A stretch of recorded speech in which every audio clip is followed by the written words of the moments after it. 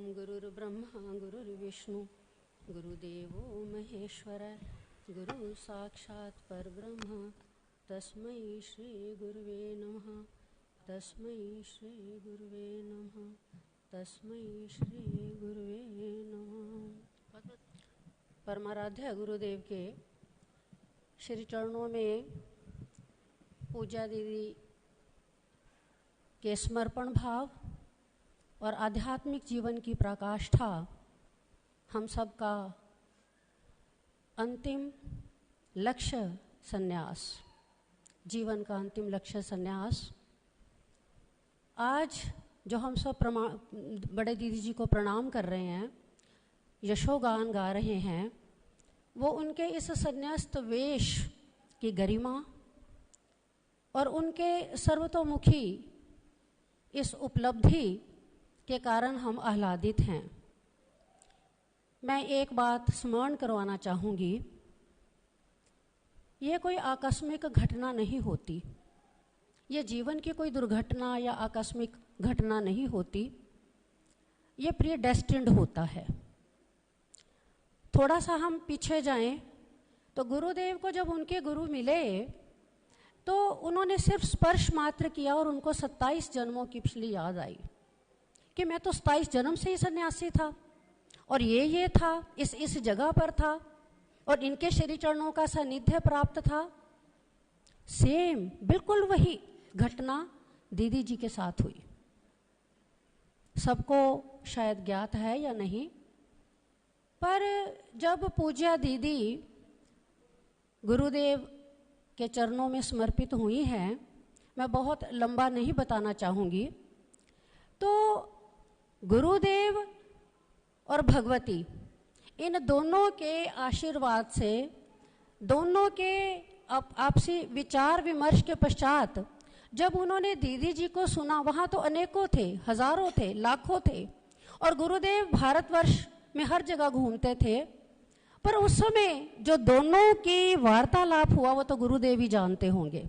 शमशान भूमि थी और उस शमशान भूमि में गुरुदेव जैसे ऋषि प्रज्ञा, जो इतनी ऊंची अवस्था में 27 जन्मों से जो सन्यासी थे, जिनके गुरुदेव खुद अवधूत थे, जिनके गुरुदेव खुद सूक्ष्म शरीर में उनके पास आए और उनको आगे का मार्ग प्रशस्त किया और उनका उद्देश्य बताया जीवन का, तो आप क्या समझते हैं, हम क्या समझते हैं कि दीदी उनको मिले और उन्होंने इनको पकड़ा और आगे सन्यास दे दिया? नहीं। जैसे उनको 27 जन्मों की याद थी, जैसे उन्होंने अपने उस त्रिकारदर्शी प्रज्ञा से गुरुदेव को पकड़ा और अपना काम करवाया, ऐसे ही गुरुदेव ने दीदी जी के पूर्व जन्मों की कितनी तपस्या को, उनकी साधना को, उनके जीवन के उस विकसित स्वरूप को देखा अपनी प्रज्ञा से और उन्होंने इनको आगे से क्या किया, कैसे किया। बड़ी लंबी कहानी है, दीदी जी कई बार बताती भी है और मैंने लिखा भी है दीदी के जीवन के बारे में। तो ये आकस्मिक घटना नहीं है, पहली बात। दूसरी बात हमेशा याद रखनी चाहिए, कई बार गुरु गुरु रह जाते हैं, शिष्य शिष्य रह जाते हैं। कई बार गुरु जो शिष्य है वो गुरु बन जाते हैं, गुरु का पता नहीं होता। बहुत से कल्ट हैं, बहुत से संप्रदाय हैं, बहुत से ऐसे लोग हैं जिनके गुरु का नाम नहीं होता और वो गुरु पूजा होती है। हमें किसी की कोई बात से कोई उपेक्षा या अपेक्षा नहीं है, पर जो शास्त्र सम्मत बात है, ऋषि कहता है श्वेताश्वतर उपनिषद में, यस्य देवे यथा भक्ति, यस्य देवे पराभक्ति यथा देवे तथा गुरु, कि जिस प्रकार, ये ऋषि बोल रहा है उपनिषद का, वेद का, कहता कौन है, कौन प्रज्ञावान होता है। अभी डिक्शनरी सुन रहे थे आप क्या सोचते हैं कि ये डिक्शनरी ऐसे ही बन जाती है? नहीं। आपको मालूम है डिक्शनरी कैसे बनी होगी? एक एक शब्द का, एक एक शब्द के आगे पर्यायवाय और कैसे उसके बने होंगे, वो मेधा, वो प्रज्ञा, वो तपस्या, वो समय देना, वो कैसे, ऐसे नहीं होता। उसके पीछे बहुत सी तपस्या और बहुत से वर्षों का, बहुत से जन्मों का तपस्या होती है। तो ऋषि कहता है कि जिसकी गुरु के प्रति पराभक्ति है। परा मैंने अपरा नहीं, पराभक्ति, जो अध्यात्म की अंतिम अवस्था है, पराभक्ति, ज्ञान से भी ऊपर भक्ति है।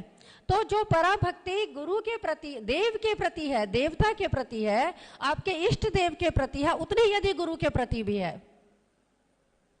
तो उसके हृदय के अंदर वो प्रकाशित होता है। कौन प्रकाशित होता है? वो प्रज्ञा प्रकाशित होती है। आप कभी फूल को आपने खिलते नहीं देखा होगा, मैंने देखा है।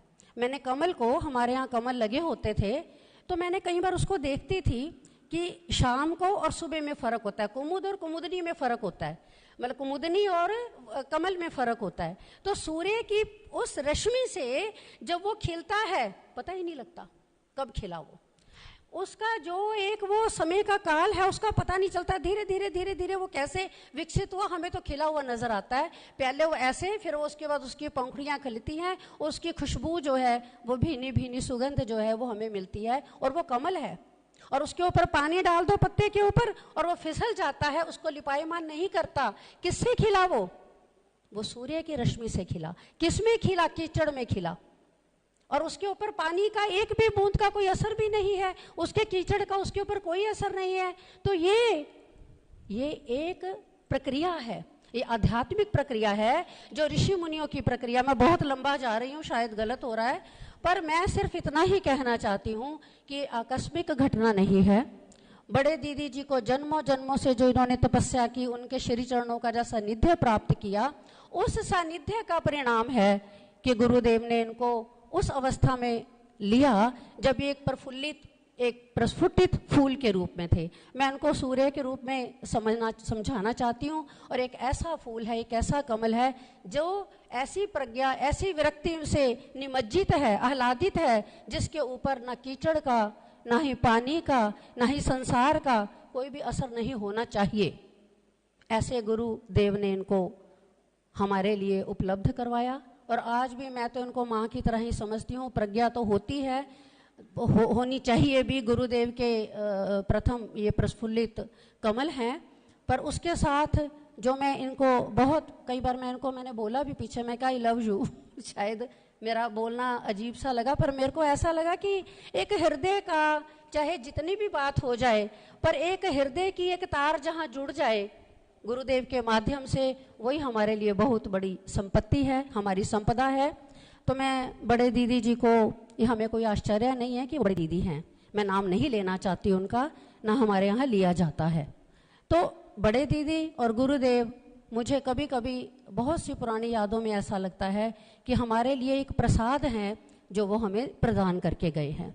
हमें कितना उस प्रसाद को ग्रहण करना है, ये हमारी अपनी एक पात्रता के ऊपर डिपेंड करता है। तो मैं बड़े दीदी के श्री चरणों में बारंबार बहुत प्रणाम करती हूँ कि जिस प्रकार से गुरुदेव ने उनके ऊपर कृपा की, वो भी हमारे ऊपर ऐसे ही कृपा करती रहें। ओम तत्सत। हरि ओम। बहुत सुंदर स्वामी भक्तिमणि ने तो गुरुदेव के जीवन पर भी बहुत कुछ लिखा है, अगत कहानी के रूप में। कोई चाहे तो पढ़ना, वो यहाँ से